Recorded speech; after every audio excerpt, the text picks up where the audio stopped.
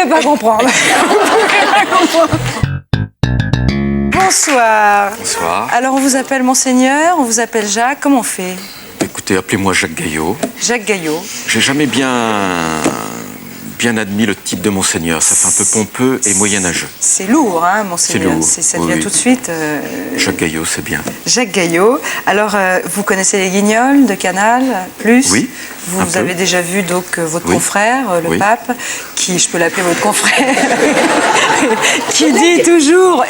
Alors, il dit pas Évreux, évidemment. Il dit affreux, c'est affreux. Vous avez des relations tout à fait courtoises avec. Mais oui, en tout cas, il connaît Évreux et l'évêque d'Évreux. Oui. Il connaît Évreux. Oui. Non. C'est à cause de vous qu'il connaît Évreux Oui, ou... je crois, à cause de moi. Oui. Oui, mais écoutez, Grâce à moi. Grâce, oui, bien sûr, enfin, oui, bien sûr. C'est vrai que vous portez des chaussures Méphisto? Exact. Mais qu'est-ce que c'est que ça? Tu vois que j'en sais des choses. C'est une marque. Mais attendez, c'est une marque, mais enfin, c'est quand même pour un évêque, c'est un peu Oui, étrange. je l'ai fait sans le savoir. C'est de la conscience. Oui. Non, mais vous voulez dire, il y a d'autres gens qui se chaussent chez Méphisto? J'espère. Peut-être dans la salle, il y en a. Oui, mais alors, on vous a jamais fait la remarque, on vous a jamais dit, attends, Méphisto, pour un évêque, c'est peut-être un peu... Ah non, mais on a trouvé que c'était curieux. Oui, curieux. L'évêque se chausse avec Méphisto. Curieux, pour le moins, en tout cas, disons, ça fait une pub pour les chaussures Méphisto, extraordinaire. Alors, c'est vrai, Lolo, elle dit que vous êtes peut-être perturbant parce que vous avez une image, vous avez des détracteurs qui disent, qui trouvent que des fois, vous parlez un peu trop. Et elle dit, n'empêche que grâce à vous, c'est vrai, Dieu est partout, alors, pour le coup. Écoutez, un évêque est fait pour communiquer, savoir communiquer. Alors, les évêques doivent être un petit peu attachés de presse de l'évangile. De Dieu, oui. De Dieu. Alors, c'est ce que je voulais vous dire, c'est que vous ne trouvez pas que Dieu a de très mauvais attachés de presse et que, en partie, c'est pour ça que l'image de l'Église paraît des fois rébarbative et Tout vieillotte. à fait. Je trouve que dans l'Église, on ne sait pas communiquer. Et ce qui est important, c'est d'aller dans des lieux un peu étrangers à l'Église. Il ne faut pas rester dans l'Église pour communiquer, il faut sortir. Oui, parce que dans l'Église, normalement, les gens sont d'accord avec vous. Avec l'Église. Pas simplement, mais si vous parlez dans l'Église, il n'y a que les gens de l'Église qui écoutent. Voilà. Il faut aller ailleurs, passer sur d'autres rives. Eh bien, écoutez, là, ça tombe bien. Et Ailleurs, merci c'est d'avoir froufrou invité. jusqu'à 8h. Merci. Jacques Gaillot, est-ce que c'est parce que c'est le carême que vous avez accepté de venir à Froufrou pour faire pénitence ou... Non, je ne fais pas pénitence au milieu de vous. Oui. Au contraire, j'ai une certaine joie et je viens avec plaisir. Avec plaisir. Est-ce que vous croyez que Dieu a de l'humour? Ah Jacques oui, Gaillot? Heureusement. Heureusement. Oui, tu vois, je te le disais, il est mort de rire toutes les semaines en regardant... Spiritualité, c'est pas de l'humour. En regardant Froufrou, oui, oui, mais tu as tout à fait raison. Alors, vous publiez chez Ramsay Coup de gueule contre l'exclusion. Alors là, Jacques Gaillot, vous parlez d'un sujet qui est très politique et très polémique, c'est l'immigration.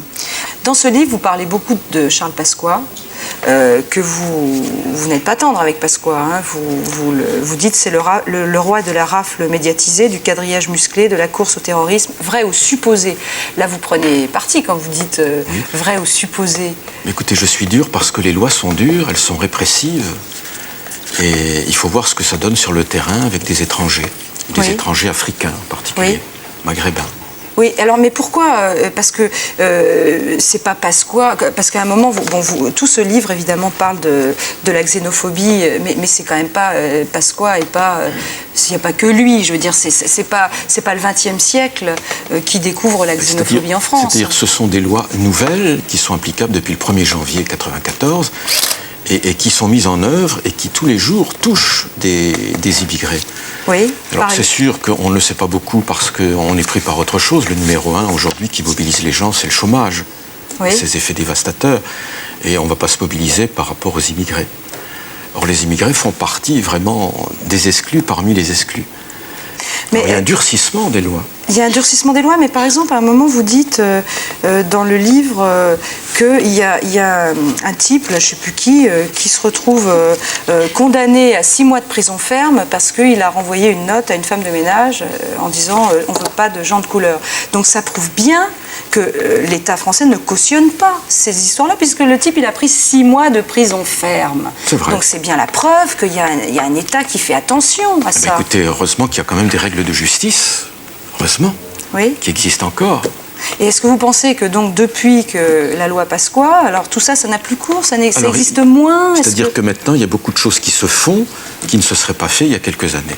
Et je peux vous dire que le climat a bien changé depuis. Alors, cela dit, vous parlez de Pasqua, c'est vrai que vous êtes très violent avec Pasqua, mais c'est vrai que vous dites à un moment, on citera que les leaders, et vous dites les odeurs de Chirac, l'invasion de Giscard, le seuil de tolérance de Mitterrand, le nous ne pouvons pas accueillir toute la misère du monde de Rocard. Donc, ils sont quand même tous mouillés, là. Exactement. Il y avait une progression depuis pas mal d'années, mais alors maintenant, je peux vous dire que ça y va. Regardez les expulsions, il y en a tous les jours des expulsions. Oui, mais il y en a toujours eu. Ah, mais pas à ce rythme-là.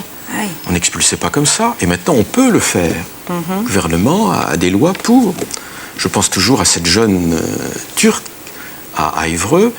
Elle met son jeune enfant, à la classe maternelle. On veut vérifier les papiers de la mère.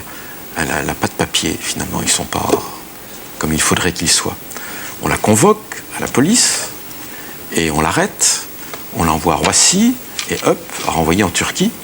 On a essayé de réagir, de mettre Amnesty International, mais elle était déjà partie. Alors son enfant est resté à Évreux. C'est terrible, ça. C'est comme ça. Et qu'est-ce qu'on fait de cet enfant? C'est inhumain et c'est scandaleux. Mais où il est, cet enfant? Maintenant, on va voir comment on va faire avec la DAS, avec tout ça. Mais voilà, mais pourquoi on ne lui rend pas son enfant? On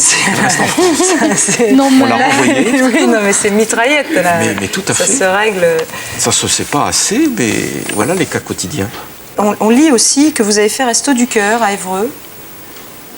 Oui, vous avez fait Resto du Cœur à Évreux, c'est-à-dire que vous avez hébergé beaucoup de monde, des Kurdes, un Guinéen. C'est eux qui faisaient la cuisine? Ils faisaient la cuisine d'abord pour eux.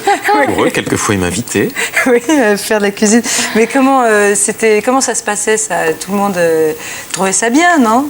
Ou pas? C'était des étrangers qui n'avaient pas de papier. Donc, normalement, j'aurais pas dû les accueillir. Oui, mais ils étaient où? Alors, vous les hébergiez où? Ils n'avaient pas à l'évêché même, à l'évêché. Et c'est-à-dire, il y avait un dortoir? Comment ça se passait? Ils occupaient des chambres, oui. Et puis s'organisaient pour leur cuisine. Ils se sentaient chez eux, vous savez. Et des gens qui n'étaient pas forcément de votre confession? Non, ils étaient musulmans. Et alors, comment ça se passait? Bien. Mais vous n'avez pas de problème avec les autorités quand vous hébergez des gens sans papier? Écoutez, non, parce qu'ils n'oseraient pas s'attaquer à l'évêque. On ne s'attaque pas à l'évêque. Alors, Jacques Gaillot, vous connaissez Laurence? Alors, bonsoir, Monseigneur. Alors, cette semaine, justement, Monseigneur, je profite de votre passage pour faire une petite mise au point morale. L'Église nous met en garde contre nos vices, bien, mais elle ne nous dit rien contre certaines vertus qui, au quotidien, ne nous attirent que des pépins. Alors, je vais avec vous faire la revue ce soir de ces vertus qui tuent. Alors, on y va, Laurence. Alors, la première vertu, c'est la franchise. Quand on dit tout haut ce qu'on pense tout bas, ça casse l'ambiance. Alors, c'est vrai pour les grands débats. Je crois que vous en avez eu l'occasion de le constater. C'est aussi vrai pour les petites réflexions. Quand, par exemple, une de vos amies vous dit « Dis-moi franchement, qu'est-ce que tu penses de ma nouvelle coiffure ?» et que vous lui répondez « Ça fait balai au cédar », ça casse l'ambiance aussi. Oui, donc en fait, la franchise est une vertu dangereuse, Jacques Gaillot. Oui, c'est dangereux, mais elle est très utile. Je crois qu'on manque de franchise. Il faut quand même dire à sa copine « Tu as une tête de balai au cédar ». C'est peut-être la manière de le dire. C'est la manière de le dire. Oui, il faut choisir d'autres images, peut-être. Oui. Bon. Alors, il y a une autre vertu mortelle, c'est le courage. Il faut faire très attention avec le courage parce que ça attire les sadiques. Et j'en ai fait l'expérience à une époque où j'étais stoïque. J'ai eu un problème d'inflammation des gencives et le dentiste sur lequel je suis tombée, et ça c'est vrai, m'a sectionné les gencives sans anesthésie. Et je vous jure, je ne suis pas la seule à qui c'est arrivé. Regardez les martyrs où ça les a conduits le courage. Oui, c'est vrai, c'est vrai.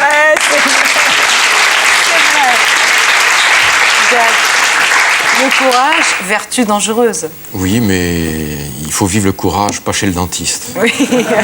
Alors, méfiez-vous aussi de la force de caractère. Ce n'est pas non plus le placement qu'on croit.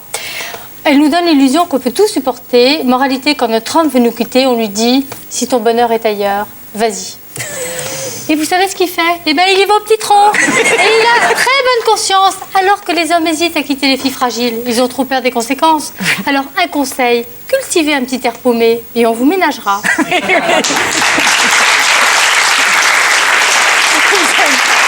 d'accord, forcément. Écoutez, oui, je crois que c'est un cours de morale. Oui.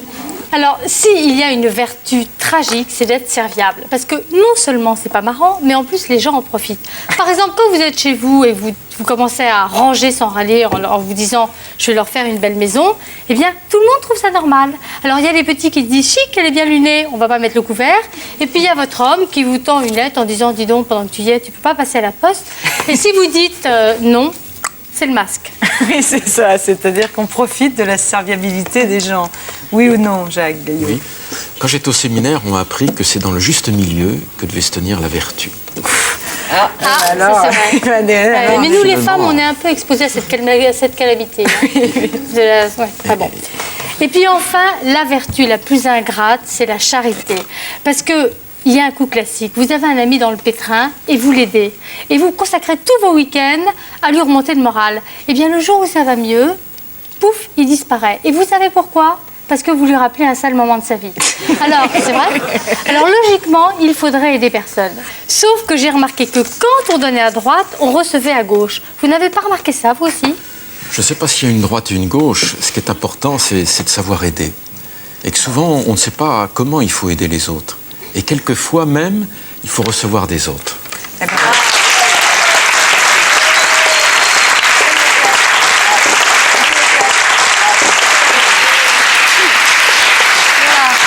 tout de suite, un conseil de Sophie.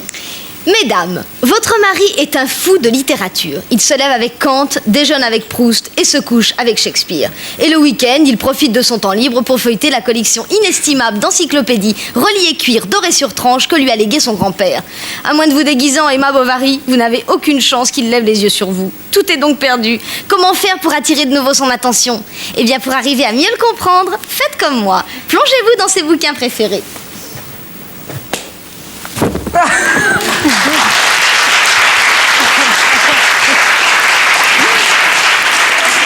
Joël, cette semaine, vous râlez contre quoi? Cette semaine, je vais me poser des questions. Oui. Pourquoi, dit maman, les navions, ça fait pas pipi en l'air comme les oiseaux? Oui, alors ça, c'est le genre de questions très pertinentes que peuvent nous poser nos enfants et auxquelles, d'ailleurs, on ne sait jamais quoi répondre. Mais nous aussi, on en a des questions, des bien bêtes, parfois, et puis des un peu plus marrantes. Alors, exemple, vous êtes priés de me répondre tous.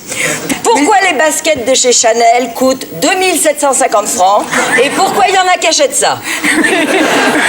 C'est une vraie question.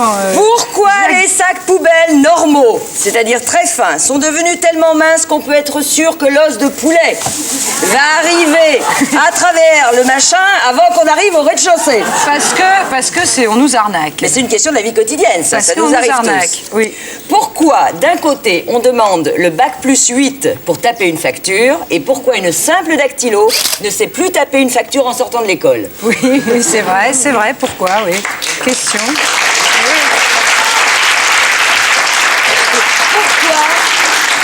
Pourquoi c'est toujours sur moi que ça tombe d'arriver à la caisse du supermarché au moment où la vendeuse doit changer le rouleau de papier de la caisse enregistreuse? Ça, c'est pas qu'à toi. Il n'y a pas Gabriel, vous aussi? Oui. Bon. Ça arrive à Jacques Gaillot. Pourquoi, sous prétexte que certains ont décidé d'arrêter de fumer, y a-t-il plus de cendrier nulle part? C'est un peu comme si, sous prétexte qu'il y en avait qui voulaient être au régime, on supprimerait les patates. Oui. Hein, c'est quand même pas normal. Oui. Pourquoi quand on dit, Monseigneur, je crois en Dieu, c'est qu'on y croit, et quand on dit je crois qu'il va faire beau, c'est pas sûr?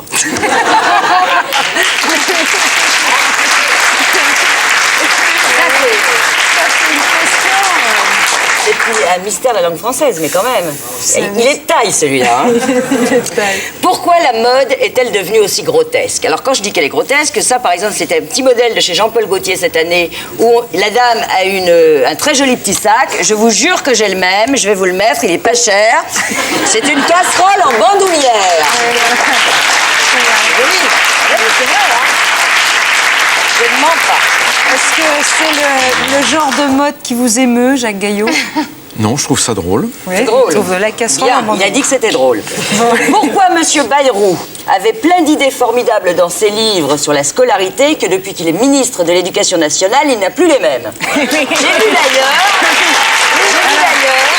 vous avez fait pratiquement la même réflexion à propos de M. François Léotard, qui était très très virulent au moment d'aller attaquer la Bosnie. Là, il était prêt à partir avec son petit sac à dos. Et puis maintenant qu'il est ministre, il a l'air d'être un peu plus prudent. Oui. Quand on est en fonction, on change souvent. Eh oui. Pourquoi n'y a-t-il que les femmes jeunes, riches, célèbres et maigres qui intéressent les populations?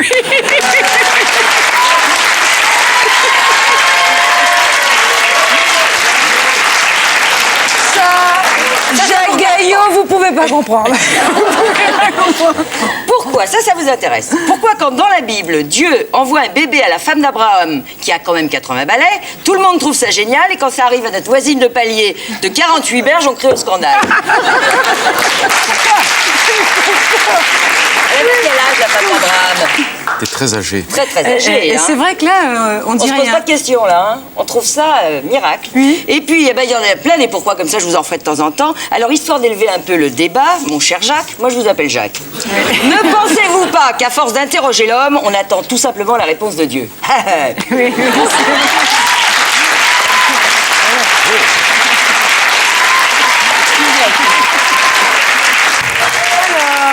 Jacques Gaillot, vous êtes tombé dans un bénitier quand vous étiez petit. Regardez cette photo, c'est vous à 5 ans. Vous aviez un petit look... Oui, vous vous reconnaissez? Effectivement, je sais pas où vous avez eu ça. Ah, mais vous savez, à Froufrou, on discute avec les mamans et les papas et tout ça. À 6 ans, vous jouiez pas au foot, vous serviez la messe. Oui. Oui. Bah oui, c'est quand même... Oui, c'est vrai. C'était une vocation... Pas tardive. Très précoce, Oui. Très, très précoce. Alors, dans votre biographie, Monseigneur des autres, ou bien Ma liberté dans l'Église, vous dites que vous étiez sage, gentil et sans problème, et que vous n'alliez jamais danser. Alors, on ne peut donc pas vous demander si vous avez été la star des booms.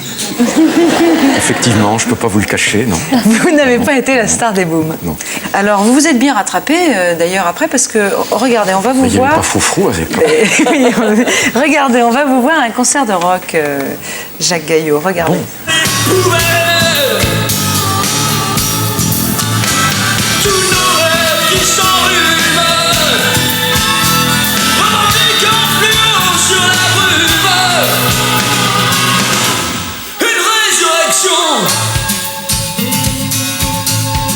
Résurrection.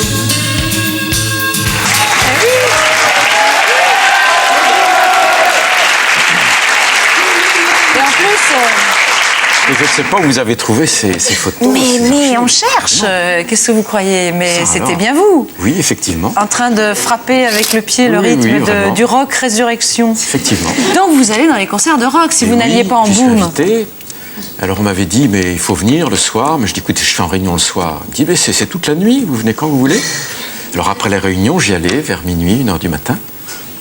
Carrément. Carrément, il y a de l'ambiance, vous savez. Il y avait de l'ambiance. Bah oui, on voit que... Alors ils m'ont un peu initié, est-ce que c'était que le rap, est-ce que c'était ceci. Enfin, vous savez que je ressors avec une grosse tête.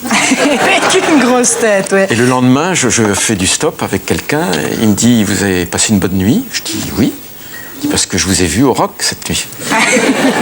Alors, c'est dommage que vous n'ayez pas fréquenté les booms, Jacques Gaillot, parce que vous n'étiez pas si mal jeune. Enfin, jeune, pardon, je dis pas que vous êtes vieux, mais quand vous aviez 18 ans, regardez-vous, là, vous êtes assez fringant, ma foi, jeune homme.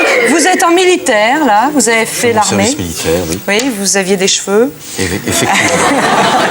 Alors, vous avez été le plus jeune évêque de France en 1982. On vous a nommé donc à Évreux.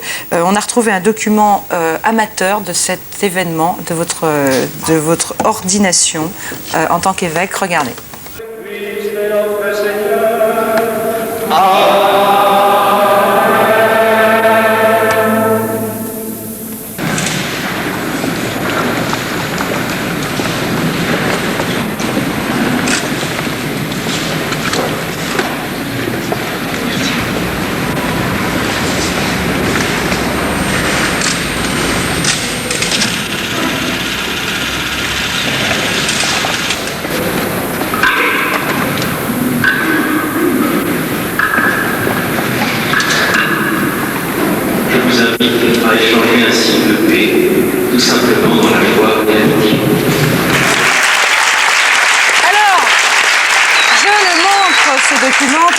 on ne vous voit jamais en prêtre, en fait. On vous voit toujours comme vous êtes Parce que maintenant. vous ne venez pas dans les églises. Pas à Évreux, en tout cas. Venez en à Évreux. Oui, en tout cas, c'est la preuve que vous êtes prêtre. Parce qu'on que vous êtes évêque.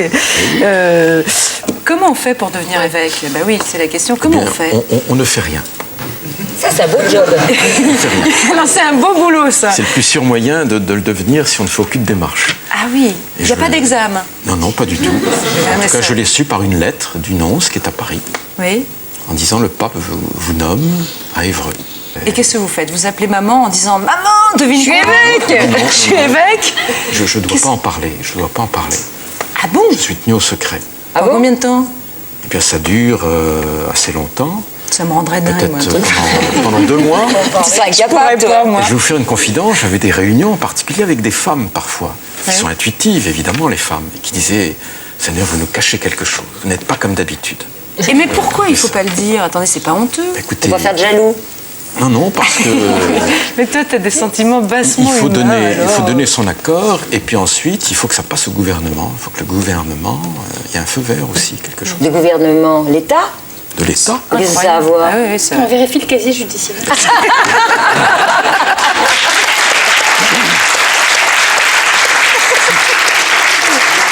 Alors, enfin, c'est bientôt Pâques, Jacques Gaillot. Alors, en cadeau, pour le retour de Jésus, eh bien, on vous a préparé quelque chose qu'on aime vraiment bien à Frou-Frou. Regardez. Jésus revient! Il est là! Oh là! Mon Dieu!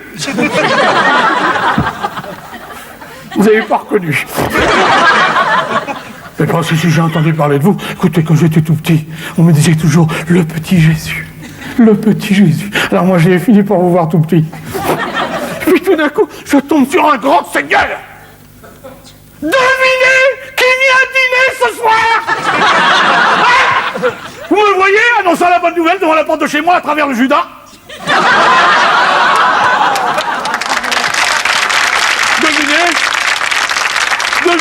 Devinez qui vient dîner ce soir? Qui? Jésus? Mais non, mais si!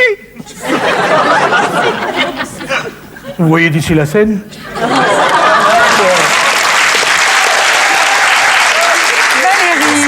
Bonsoir, mais moi je vais vous parler religion ce soir pour changer.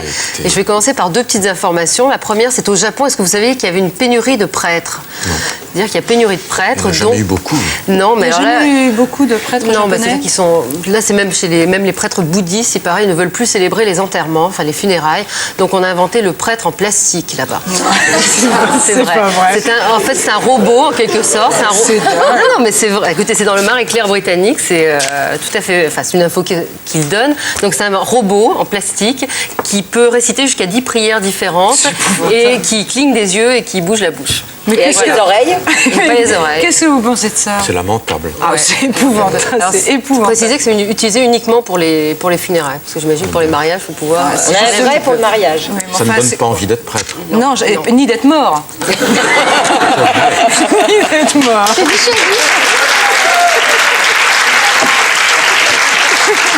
Très dissuasif. Très dissuasif. Est-ce que vous avez remarqué qu'en France, à part dans Le Jour du Seigneur et dans Don Camillo, on ne voit pas beaucoup de curés à l'antenne? Alors, à l'étranger, c'est un petit peu différent. Regardez ce monsieur, là. Oui. C'est un prêtre et c'est une star en Allemagne. C'est une star parce que vous pouvez le gagner. Comment ça? Vous le gagnez parce que si vous participez à un jeu qui s'appelle Traum Hochzeit, qui veut dire mariage de rêve, c'est un jeu, oui, bravo, c'est un jeu donc, auquel participent plusieurs couples célibataires, participent à un certain nombre d'épreuves et à la fin il en reste un et celui qui a gagné a droit à ça. Regardez.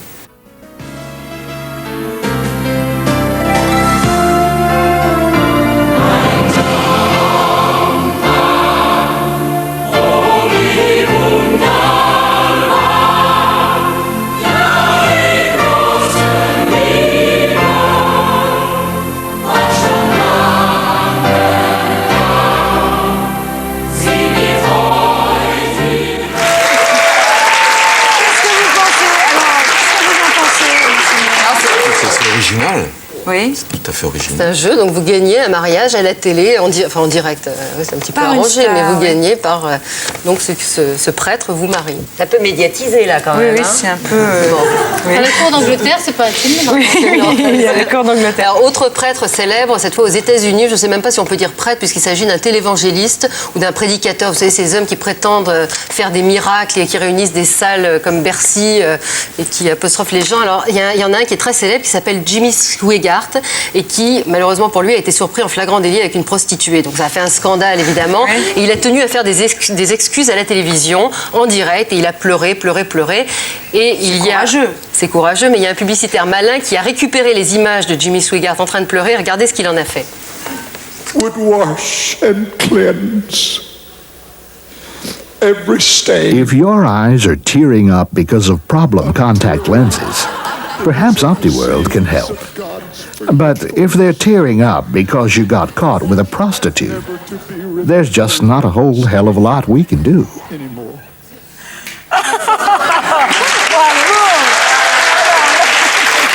Sinned against you, my Lord.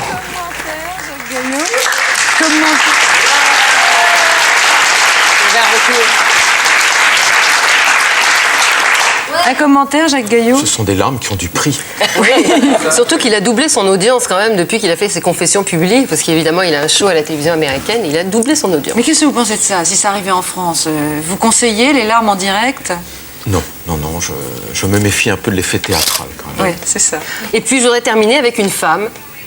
Il y a des femmes, une italienne qui est assez particulière, regardez. C'est Sœur Paola, c'est la plus fidèle supportrice de la Lazio de Rome qui réagit géniale. en direct au milieu des supporters sur la chaîne Rai 3 tous les dimanches. Regardez. Tous les dimanches, elle est dans le stade. Come pronto, non ne vuole sapere. Ma come? Che succede? Voilà, formidable. Alors, c'est une formidable. Alors, ça, c'est j'imagine, une bonne sœur comme vous devez les aimer, Jacques Elle est Gaillot. sur le terrain, elle. Mais ce qu'il faut, c'est qu'elle ne soit pas toute seule. Oui, non, mais tout à fait. Mais vous est-ce que vous approuvez C'est bien qu'elle soit au milieu des gens, c'est bien. C'est bien, voilà. Bravo, sœur Paola.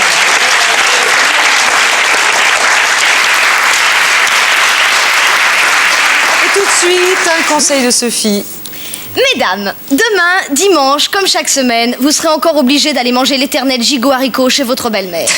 Cette fois-ci, vous sentez que vos nerfs vous lâcheront et que vous allez faire un scandale. Donc tout est perdu. Eh bien non, car j'ai une solution simple et efficace. Allô, belle maman? Ça va? Oui, c'est Sophie, oui. Dites-moi, est-ce que vous avez reçu le petit cadeau que je vous ai fait envoyer? Vous venez de le recevoir? Oui, eh bien allez-y, ouvrez-le.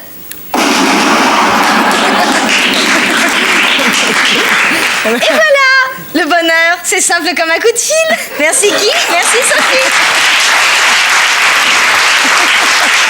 Jacques Gaillot, vous avez vu que les femmes s'intéressent de près à la mode. Eh bien, comme vous le savez, les ecclésiastiques aussi. Alors, vous, par exemple, vous habillez comment pour célébrer une messe? Mais écoutez, je mets une aube, Oui. une chasuble, Oui. et voilà. Alors voilà, autour de la place Saint-Sulpice, Oui. il se trouve que, là où nous tournons cette émission, il se trouve qu'il y a des magasins spécialisés dans les accessoires de la religion et notamment dans les habits ecclésiastiques. Alors, il y en a très jolis, comme vous le voyez sur ces pages de catalogue. Alors ça, ce sont des modèles de chasubles. Alors on lit en dessous, existe en tout coloris liturgique. Ça veut dire quoi, un coloris liturgique? Eh bien, il y a des périodes liturgiques, par exemple en ce moment nous sommes en carême, c'est du violet. Oui, d'accord. Mais donc, est-ce qu'il y a des coloris pas liturgiques? Non, il y a du vert, il y a le jaune doré, il y a le blanc, il y a un peu toutes les couleurs. Alors, des chasubles, il y en a très jolies. Vous remarquerez que celle-ci est d'inspiration très mexicaine, assez pop. C'est le look mexicain. Alors, dans ce catalogue, il y a des habits et des mannequins, comme à la Redoute, sauf que là, ils sont censés être des curés. Alors, je vous montre deux mannequins curés. Je sais pas si ce sont de vrais prêtres, mais ça se pourrait. Alors, on remarque, je le dis sans perfidie, qu'ils n'ont pas choisi des sosies de Werner Schreier. Alors, je dis ça parce qu'on a le sentiment qu'un prêtre n'a pas le droit d'être beau, Jacques Gaillot, d'avoir de beaux yeux. Pourquoi? D'ailleurs, à ce propos, permettez-moi de vous dire, cher Jacques Gaillot, que vous avez de beaux yeux. Merci.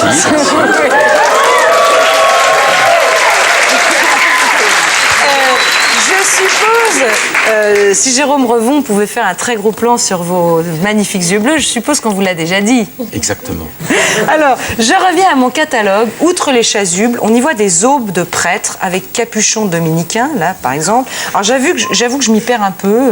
Vous avez tous ces habits-là dans votre garde-robe? Non, j'ai pas de capuchon. Moi. Je précise que les habits liturgiques ne coûtent pas tous le même prix. Et non, il y a ceux qui ont de la dentelle et ceux qui n'en ont pas. Et avec la dentelle, c'est plus cher. Vous êtes très dentelle, Jacques Gaillot. Vous ne faites pas dans la dentelle. Vous ne faites pas dans la dentelle. Alors je précise que le prix d'une aube de prêtre simple, comme celle-ci, regardez, est de 685 francs. Et celle-là, avec les petits froufrous en dentelle en bas et aux manches, eh bien, elle va chercher dans les 983 francs. Oui, mais elle fait 10 ans. Oui, mais elle fait 10 ans, mais c'est pour les coquets, celle-là. Elle est beaucoup plus chère. Alors, mais il y a des prêtres coquets. Oui. En tout cas, c'est sûr. Oui, bon, mais c'est pas un péché, la coquetterie. Pas du tout, mais pourquoi vous voulez mettre le péché partout? Non, mais je veux pas mettre le péché partout. Je m'informe. Alors, la soutane, par exemple, alors ce qu'on voit là, eh bien la soutane, alors là, il n'y a pas du tout de dentelle, eh bien c'est cher une soutane. Mais oui. Combien ça coûte? Mais écoutez, c'est hors de prix. Oui. Je vous raconte une histoire. Quand j'ai été nommé évêque, il y a des copains, pourtant qui ne sont pas pratiquants, qui ont voulu m'acheter une soutane. Je dis, ah non, surtout pas dépenser de l'argent, une soutane. Mais ils ont été à Paris, ils ont dit, on t'offre une soutane. Et je crois qu'ils l'ont payé, je ne sais pas si c'était 1500 francs. Oui, et bien vous n'êtes plus du tout, parce que ça fait longtemps. C'est 2321 francs, celle-ci. C'est quand même le prix d'une veste chez Irier, Joël. Oui. tu préfères peut-être la veste chez Irier. Alors, dites donc, Jacques, c'est pas donné d'être prêtre. Mais non. C'est pas donné, ça coûte du pognon. Alors, à part ça, il y a les habits civils. Alors, vous habillez, très souvent, on vous voit bien civil. Vous habillez où? Dans des magasins normaux? Dans des magasins normaux, quand il y a des soldes en particulier. Quand il y a des soldes. Ah, vous arrachez les trucs avec les bonnes femmes? C'était un magasin qui fermait, il y avait 50%. Alors je dis, tiens, c'est la bonne occasion, mais oui. En solde, Jacques Gaillot s'habille en solde. Écoutez, c'est une information. Bien sûr. Alors, dans les magasins spécialisés, il y a aussi des blousons. Regardez ce blouson. Il n'est pas mignon, ce blouson de curé? Ah, c'est chouette. Bon. Alors, c'est vrai qu'on se demande un peu quelle différence il y a entre les blousons de nos maris. Mais bon, alors, dans le même genre, vous avez aussi les chaussettes de curé. Regardez, c'est dans le catalogue. Alors, vous portez des chaussettes... Comme tout le monde. Comme tout le monde. Oui. Et puis, il y a des chemises, des cols, des gilets. Alors, vous remarquerez que ce mannequin prêtre fume. Regardez. Oh. En conclusion, je dirais que ça revient très cher d'être un prêtre à la page. Voilà.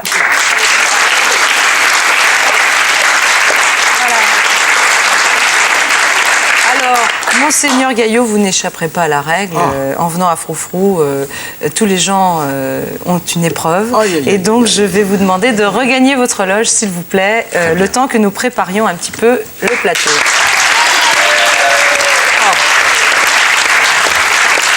Alors, au revoir.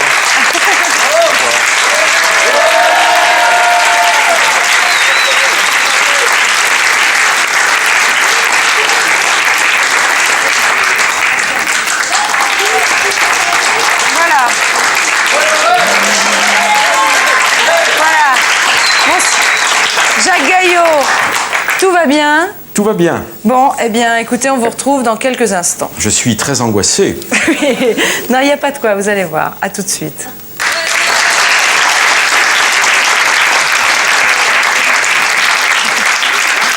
Alors, le coup de cœur de cette semaine, c'est un spécial copinage, avoué et assumé. À Froufrou, on vous dit ce qu'on aime, et il se trouve qu'on aime Joël Goron. Ouais. Ça tombe bien parce qu'elle sort un bouquin aux éditions Michel Lafon. Alors ça s'appelle évidemment Je râle pour vous. Ben voyons, c'est du Goron craché. Alors du Goron c'est quoi? Outre un style drôle et décapant, eh ben c'est du commun des mortels. C'est ça Goron, c'est du nous. C'est-à-dire nous, pas les vedettes de télé, non, nous les femmes, les mères, les copines, les consommatrices.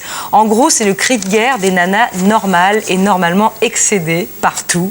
C'est-à-dire comme on est dans la vie. Alors en fait c'est quoi? C'est les chroniques de Froufrou. C'est les chroniques de Froufrou, c'est toutes les histoires que j'ai racontées. Et voilà. Bon, ben voilà, c'est comme ça. Voilà, et alors elle raconte bien la vie. Bah oui, la vie. Alors je précise pour ceux qui ne le savent pas qu'une Goron, ça la ramène comme ça, mais qu'en vrai c'est un petit cœur sensible comme tout. Alors on est d'accord, les gens formidables comme elle, faut que ça vive. Alors faites un geste.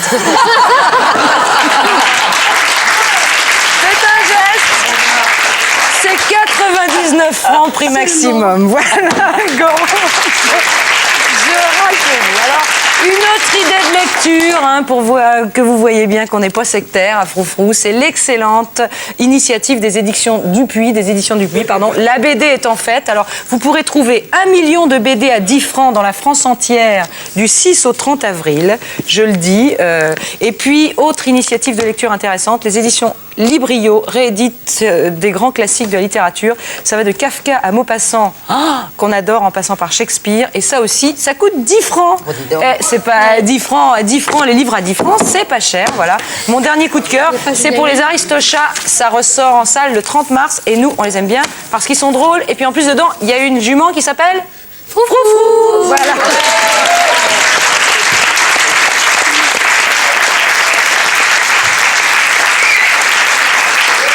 Jacques Gaillot, est-ce que vous êtes prêt? Mais j'attends. On vous a donc fait enfiler une très belle blouse et on vous prie de venir nous rejoindre sur ce plateau, s'il vous plaît. Yeah.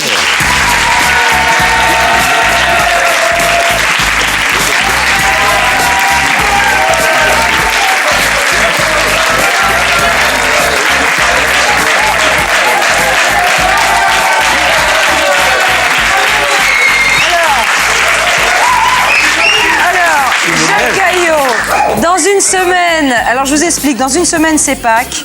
Alors on voudrait simplement que vous nous expliquiez ce que c'est que Pâques. Alors on ne veut pas de sermon, on veut que vous le fassiez. Il paraît que vous soutenez une association de taggeurs. C'est un peu vite dit. Enfin, effectivement, j'ai fait un peu de tag sur les murs. Des tags ou des graffitis? Oh, j'ai fait un peu du tag, oui. Un peu de tag, alors nous... je suis avec tagueur. Alors ceux qui étaient là étaient gentils, ils ont dit on arrangera ça après. Alors écoutez, nous, on a fait venir un jeune graffeur professionnel. Merci. C'est Grégoire Monet, voilà. Merci. Alors lui, voilà.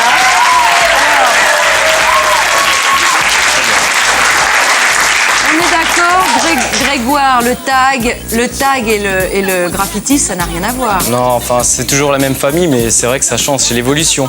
Alors, vous avez des bombinettes par terre et vous devez nous graffer ou comment on dit, faire un dessin, allez hop. C'est rapide. Faire un graffiti sur le thème de Pâques. Allez-y, Grégoire va en faire autant. Vous avez un bout de mur, il a un bout de mur. Allez, c'est parti. Alors, bon. Et on ne copie pas, Jacques Gaillot. Bien. On ne copie pas sur son camarade. Bien. Non, on fait comme ça.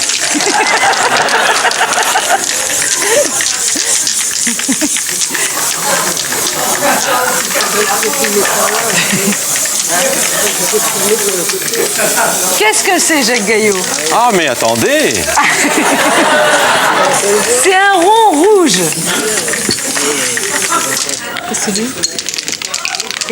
Très bien, très bien. Bravo. C'est une tache rouge. Copie, là.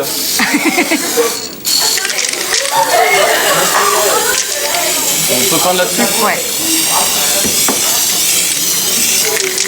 Ah, mais c'est pas si bête que ça, hein.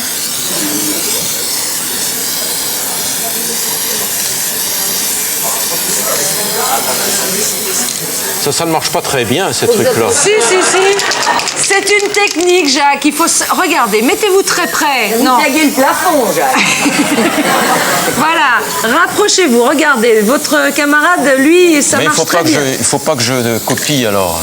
Regardez, non, mais ces bombinettes sont... Lui, ça marche très bien, vous voyez. Mais lui aussi. Vous allez voir, vous allez voir.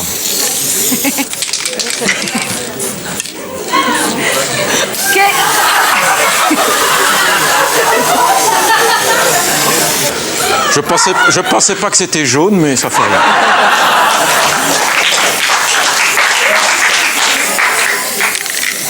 Oh là là là là. C'est le club Méditerranée qui nous fait. Alors, pas de panique. Vous avez les couleurs des bouchons sur les bombinettes. Voilà, du vert. C'est super chic à droite. Ah, c'est deux formes d'art différentes. Hein.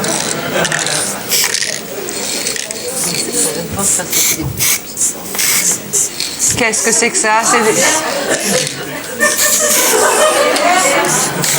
C'est l'herbe qui pousse. Ah, c'est de l'herbe qui pousse. C'est des petits arbres. Et attendez. Faire un petit lettrage maintenant. Comment? Un petit lettrage. Ah oui. Faut taguer, ouais. Il faut faire un lettrage. Effectivement, le graffiti, c'est... Voilà. Non, mais il a pris un peu sur mon truc, là.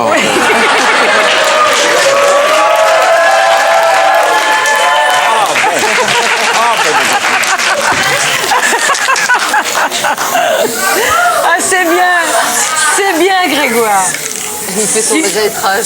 Alors, non, attendez, un lettrage. Je vous l'expliquerai tout à l'heure. Qu'est-ce que c'est un lettrage? Ça, c'est Pâques. Attendez, mais c'est quoi votre... C'est rien, c'est un gribouillis que vous avez fait. Non, c'est un truc à moi. Continuez, Grégoire, il va nous expliquer en quoi c'est Pâques. Ok, d'accord. Allez-y. Expliquez pendant que je fais. Eh bien, le soleil, c'est le soleil de la vie. Pâques, c'est l'hymne à la vie. Alors, le soleil, ça fait resplendir tout. Et pourquoi il est rouge? Ah, vous savez, quand le soleil se couche, c'est beau. Ah oui, c'est la vie. Et Grégoire, c'est quoi votre dessin? Moi, comme je sais pas ce que c'est Pâques, enfin, je connais Pâques, mais je sais pas si c'est Jésus qui monte, qui descend, alors... donc, c'est Jésus qui redescend, normalement. Eh ben voilà, donc c'est pour ça, et je voulais marquer Pâques, P, là, un P, la tête qui remplace le A, là pour K, pour Pâques, Pâques. Ah ouais, dans le graphe, on... Bravo.